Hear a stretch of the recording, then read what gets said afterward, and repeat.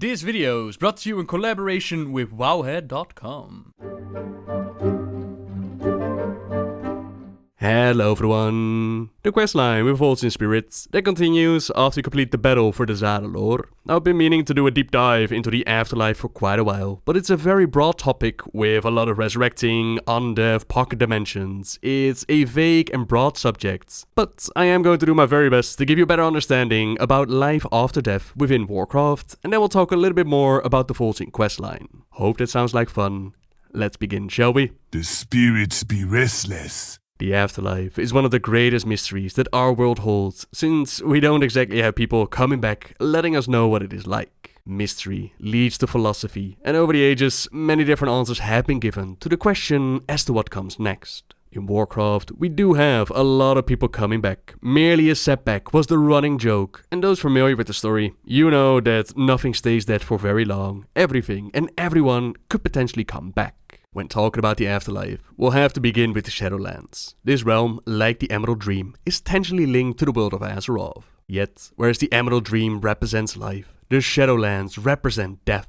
They are a nightmarish realm of decay, labyrinth spiritual planes teeming with the souls of the dead who have passed on from the world of the living. The origins of the Shadowlands, that remains uncertain, but they have existed ever since mortal life arose within the physical universe. Many believe that mortal souls are drawn into this dark place at the point of death, where they will remain forever after. Still others, they hope that their souls will go on to a brighter place, rather than languish for eternity within the cold confines of the Shadowlands. That's the description from the Chronicles, and we have seen that the Shadowlands are not just linked to Azeroth, it seems to be spread across the entirety of the universes. An example of this can be found within the Death Knight Order Hall campaign. Their allegiance to the Lich King and the war against the Legion, it had them dive into the Shadowlands to obtain 5 unholy essences known as the Aggregates of Anguish. Putris, Grand Empress Shek'Zir, Daelin Proudmoore and Arugal, they're all beings from our reality, but the 5th one, Soulbinder Niami, she became our enemy on alternate Draenor. A manipulator and traitor, Soulbinder Niami wielded powerful shadow magic in life. In death, she is the perfect vessel for the essence of shadow. Go out and harvest the essence from her soul within the Shadowlands. You could potentially argue that this Niami is actually from our reality, considering that we've never actually seen our version before, but at the same time, it does exactly line up with the one that we faced during Warlords of Draenor. At the very least, we can say for certain that the Shadowlands are not just a thing connected to Azeroth. So you die, you go to the Shadowlands, where some, they will stay there forever. Others move on to other places, while others, they actually come back. We've seen people crawl themselves back to the lands of the living. The troll Jindo, for example, he used his power over spirits to devour them, increase his power and create a hold to the living world. The Draenei child Una was bound to an Ursul, set free, only to find herself surrounded by darkness, but adventurers, they went into the Shadowlands to help her out. The light appeared, ready to unite her with her family once again, but the little girl instead decided to stay with her new friend and see a little bit more of the world. There have been more cases of spirits jumping in and out of the Shadowlands. The body and the spirits, they have been shown separately. A soul, if you will, it is definitely a thing that exists within the Warcraft universe. Many adventurers slain by an elevator boss, they have seen this to be true, but their stay in the Shadowlands is usually a short one. This is with the aid of the Val'kyr, spectral beings whose origin can be found with Titan Keeper Odyn. This also gives us probably one of the earliest descriptions of the Shadowlands. He, once upon a time, came up with the brilliant idea of making his own personal army, the Vol'jin, to defend the world of Azeroth and fulfill the Titan's duty placed upon him. Chosen by Odyn himself, these spirits of the greatest Vraiku would be taken to the Halls of Valor. Only problem was getting dominion over the Shadowlands, find some way somehow of seeing which spirits should be taken and bringing these spirits to their halls. According to the Keeper himself, they performed a great and dangerous ritual until the veil over the Shadowlands began to lift. A great spirit appeared to Odyn from this circle, billowing up from ethereal mists, shapeless to surround the Keeper in shadow. "What will you give?" the spirit asked, "to peer beyond the veil of this world?" Wise Odyn considered the wraith's question. "I have 2 eyes," he replied. "One to see in the world of mortals, and one to see in the realm of spirits." And with that, Odyn plucked his own eye from his head and presented it to the spirit. The spirit closed his eye and swallowed it whole, and great Odyn saw. Seeing through his given eye, great Odyn saw the Shadowlands. He saw life, saw it even in the land of death. and he was satisfied that his Val'kyr would live beyond the mortal realm. And yet still he saw death. He saw souls in torment and souls in anguish, and the husks of the dead lay all around him. He saw ghostly wraiths with no face, and others with no form, and all were made of death itself. And as he saw, even the great Odyn, master of the halls of valor, chosen of Aman'Ful, was afraid. Odyn looked back into this world with his other eye. "What did you see, great Odyn?" Helya asked. "I saw the answer," wise Odyn said. "For in life there exists death, and in death there can be life. But there are only beings of life and beings of death.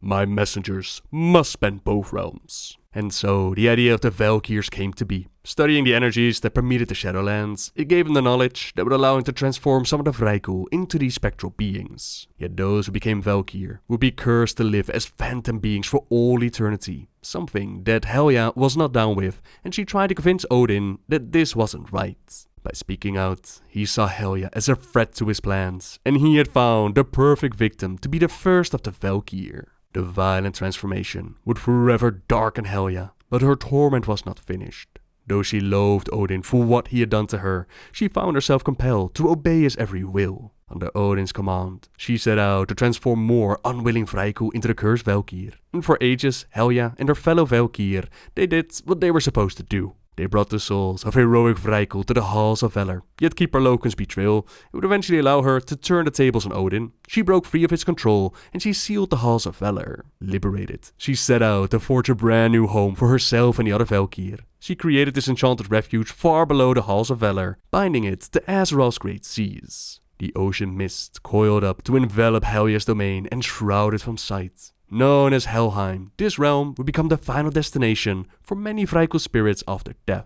But to go back to the adventurers returning from the Shadowlands, not all of the Val'kyr continued to follow Helya after Odyn's defeat. Some of these spectral beings, they disappeared into the Shadowlands. The few who still retained a glimmer of nobility in their souls, they dedicated themselves to watching over the physical worlds. From within the Shadowlands, these Val'kyr would at times guide the dead back to the land of the living, and one of them even entered a relationship with a blue dragon. So this is a reason for us, the adventurers, to come back to life. Just walk on over to your body and continue being a hero. Deaf while partying and too lazy to make the trip back. Just ask your party members for a combat rest or a rest after battle. But lore-wise, just coming back the way that you were, that is actually incredibly rare. One example would perhaps be Whitemane in the Scarlet Monastery. She resurrected a whole bunch of the Fallen.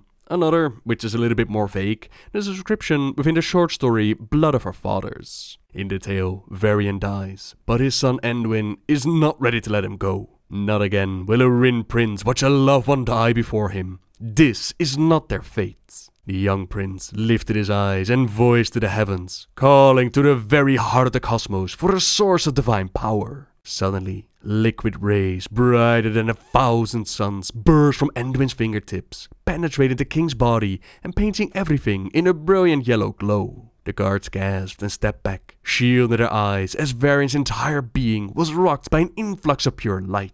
And at the center of it all was Anduin, holding his father close, while a vortex of infinite beauty danced between them. Varian came back to rock on until he got disenchanted, but like I said, the description of what happened is a little bit vague. More common is your spirit making a return, but not exactly the way that you were. This goes back as Dawn of the Aspects, with Galagron spitting out the undead protodrakes, the Legion then practicing the necromancy during the War of the Ancients, and of course one of the most powerful creations, the Lich King. He was a big fan of bringing his victims back to life, creating a massive force known as the Scourge, and taking notes from Odyn. From the Vrykul, the Lich King learned of intriguing creatures called Val'kyr. These spectral beings could coral spirits and even delve into the Shadowlands, the realm of death. The Lich King tried to create his own Val'kyr, but the task, it proved difficult, even for him. After several missteps, he finally succeeded. The Val'kyr greatly enhanced his ability to control the dark powers of undeath, ranging from mindless ghouls, abominations, liches, death knights, and anything in between. The Lich King used the souls of his enemies, bound them to his will, but as we could tell from somebody like Lillian Voss, she does mention that coming back as a Forsaken, for example, you don't exactly come back the way that you were. Most of these spirits were used to create his army, but let's not forget that Frostmourne has quite a big appetite. Let them come. Frostmourne hungers. The cursed blade took a piece of Arce's soul as he picked it up, pushing him ever forward on the path of darkness and into the service of the Lich King. That path would eventually have emerged with the Lich King, creating many victims along the way, many poor souls returning from death to serve his will. Over time, some of them were able to break themselves free from his control and find a refuge in a brand new faction called the Forsaken. Led by Sylvanas Windrunner, they worked very hard on claiming vengeance for what Arthas had done to them, a mission that they accomplished at the end of Wrath of the Lich King. The Dark Lady saw no reason to continue and decided to end her torment. She let herself fall from the top of Icecrown, landing on the Saronite spikes down below. She expected to return to the bliss that she felt the first time that she died, but that would not be her future. Instead, she ended up in a realm of eternal torment. Here she was, her spirit once again feeling whole, only to feel it suffer. To feel once more, only to feel abject pain, cold, hopelessness. There were others in the darkness, things she didn't recognize, because nothing so terrible could exist in the world of the living. Claws tore at her, but she had no mouth with which to scream. Eyes looked at her, but she couldn't look back. Even Arce's spirit was there. If any part of Sylvanas' soul were not at that moment torn and tormented, she might have even felt, for the first time, the slightest glimmer of pity for him. In the grand landscape of all the world's suffering and all the evils of the infinite, the Lich King was insignificant. This was to be her eternity, the endless void, the dark, unknown realm of anguish. No real specifics have been given about this realm. It could be that it's describing some part of the Shadowlands. It could be that this was actually not real, an effect from perhaps the Saronites, the Val'kyr, or another outside source. Either way, Sylvanas Windrunner appears to have ended up in some sort of hell. You might wonder if there is then something as heaven or paradise in Warcraft, and I don't recall a clear description of such a realm, but perhaps we did help sending a spirit in that direction. Crusader Bridenbred had been infected with the plague of undeath. Heroes are sent to find any way to save this heroic Argent Crusader, crossing worlds to ask the greatest powers for help. The Red Dragonflight, the Druids and the Naru are asked to help out. Each have heard of the deeds from Crusader Bridenbred, and each offer their aid gladly. The champion is humbled by all of this support. The Naru Adal, Ku'uri and Maori, they appear in Icecrown. His time has sadly passed, but fear not, young one, for this crusader shall not taste death. In life, Bridenbred was the bearer of great deeds. Now, in his passing, he shall taste only paradise. The light takes care of its own, a beautiful questline and a beautiful tribute. Now back to Sylvanas, her fate would not be to languish in this torment. A bargain with the Val'kyr was struck. They would get her out of there, take her place in hell, and even allow her to create more Forsaken herself. Slowly but surely, Sylvanas Windrunner became more and more like the thing that she'd fought against, trying to become the master of death and stay out of hell forever. A quest that got her in contact with Helya, and adventurers followed the Banshee Queen into Helheim to see the place for themselves. A domain opposite to the halls of Valor. The best and mightiest warriors, they get to party with Odyn in the halls. They become Vol'jin. The unworthy, they're pulled down below into Helya's domain to be turned into Kvaldir. Now Odyn and his halls of Valor, they're still locked away at this point. Despite the tide to keep her, Helya has been very busy just grabbing souls before they can be judged. Just turning anything into Kvaldir that she can get her hands on. This is the domain of Raikou Afterlife, but other spirits can be brought here as well. The Banshee Queen, she makes an unknown bargain with Helya to obtain the power to create more Val'kyr, enslave a year and take it away from Odyn. Those plans were prevented, and Helya was eventually slain, which in turn set the Keeper and his Vol'jin free. Now recent information from the island expedition, it does let us know that Helya is growing in power again, since you can't exactly kill death. But perhaps you can master it. At least that is what the Warchief of the Horde has in mind.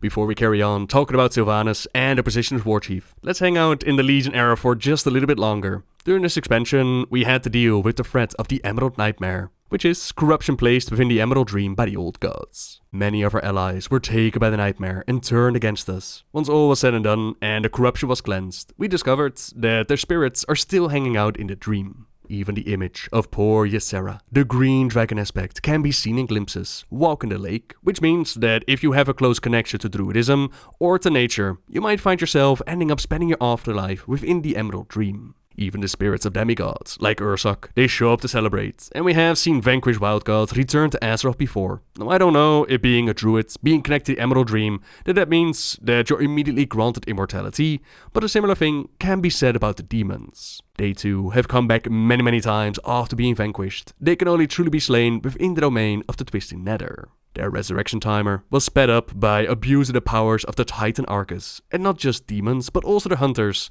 They have shown that they could come back. Illidan's Stormrage is a prime example of this. He was walking around in the Twisted Nether until we, oddly enough, retrieved his soul from Helheim, but even just regular old demon hunters seem to obtain this immortality. Interesting. Like me, you have an immortal demon soul.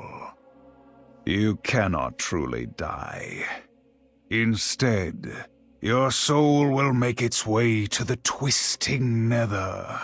There, you will wait until you can find a suitable body to inhabit. At the end of Legion, Illidan stayed behind with the Pantheon, while Sargeras, he stabbed the world, which had quite an effect on the planet. Azeroth is extremely powerful, to which the Horde and Alliance go to war. Some of the war chief did, as people question if appointing her to lead the Horde was actually the right thing to do. Was Vol'jin in a right state of mind after being stabbed at the Broken Shore, living just long enough to listen to the spirits who whispered him a name? The spirits have granted me clarity, a vision. They whisper a name. Many will not understand, but you must step out of the shadows and lead. You must be war chief.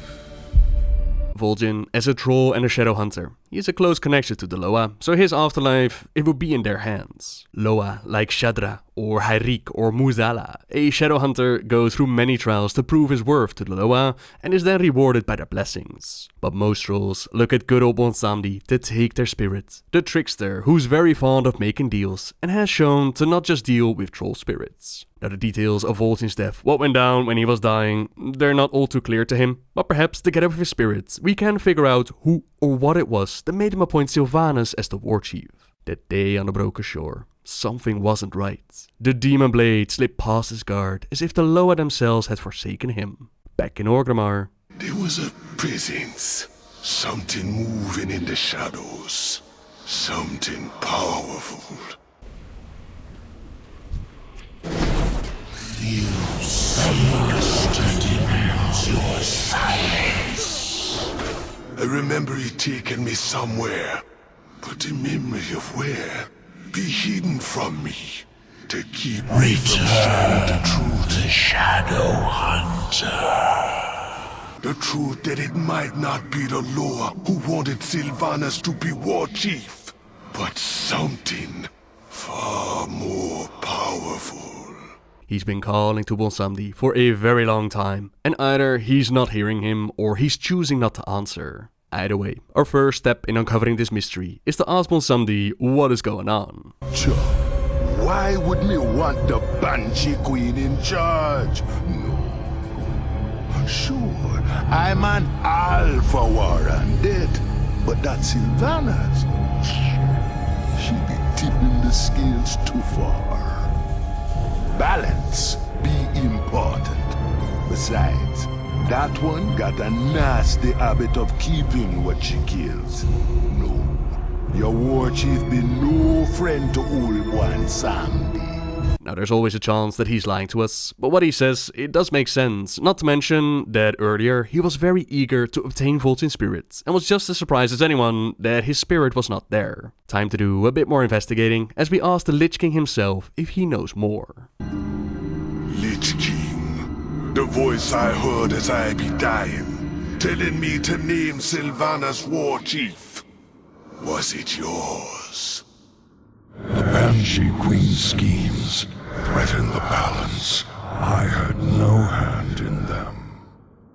And me spirit being trapped in this world.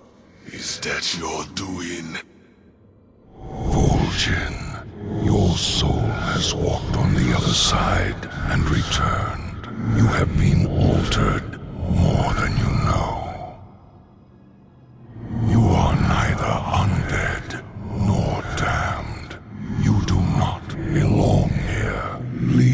this place at once.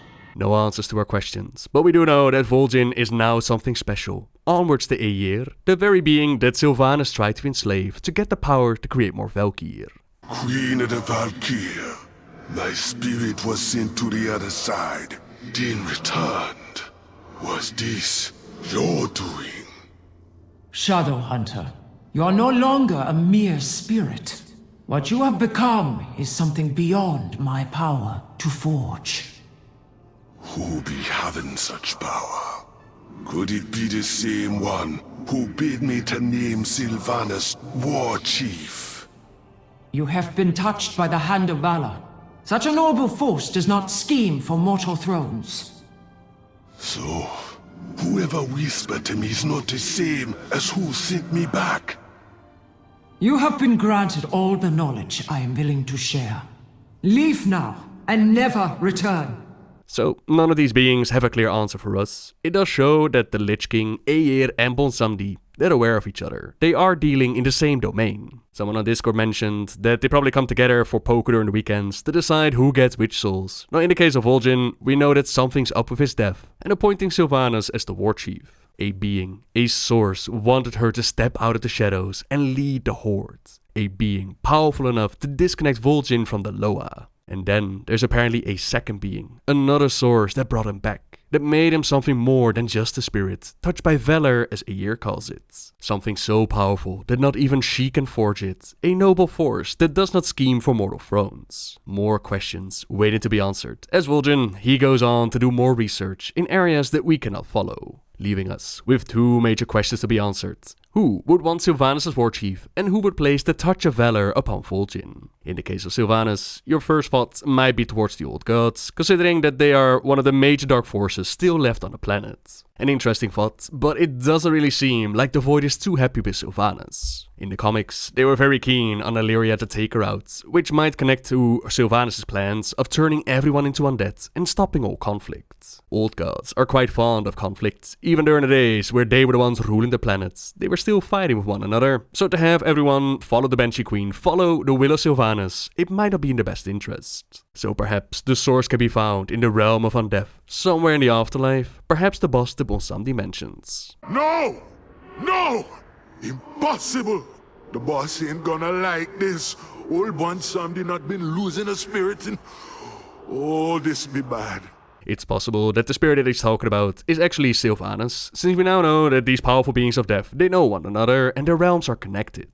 Perhaps his boss doesn't really care that much about balance, as lower beings like Bonsamdi and the Lich King might do. Then the question as to who touched Vol'jin, again, it's anyone's guess. If I had to place some money on it, perhaps we're looking at the spirit of Azeroth inside the planet. She is hurting right now, she is wounded, and while Magni tries to have the factions focus on healing her, instead we see them fight out a war. A war kicked off by Sylvanas' war chief. Who best to deal with this than the one that appointed her in the first place, and the one who has overthrown a war chief before. Of course, this is all speculation and guesswork. I was talking about this with Perculia, and we came up with a crazy idea of Sargeras actually being responsible. The whole idea behind the Burning Legion and its Burning Crusade, that was to get rid of corrupted Titan worlds, our world in fact. So when the Legion came back for another invasion, right there at the tomb of Sargeras, they used their powers to disconnect Vol'jin from the Loa. This caused the war chief to fall, manipulated into making Sylvanas the war chief. With her out of the shadows, the factions, they might turn on one another. Actually, what we saw in Legion wasn't not for the Order Halls. We might have been way too distracted to focus on the Legion. Then, when Sargeras failed in destroying the planet, having the factions fight with one another, it would make sure that Azeroth isn't coming back from the damage that is done. The world is now too busy fighting with each other to heal her, something that she foresaw in her dreams, in her nightmares.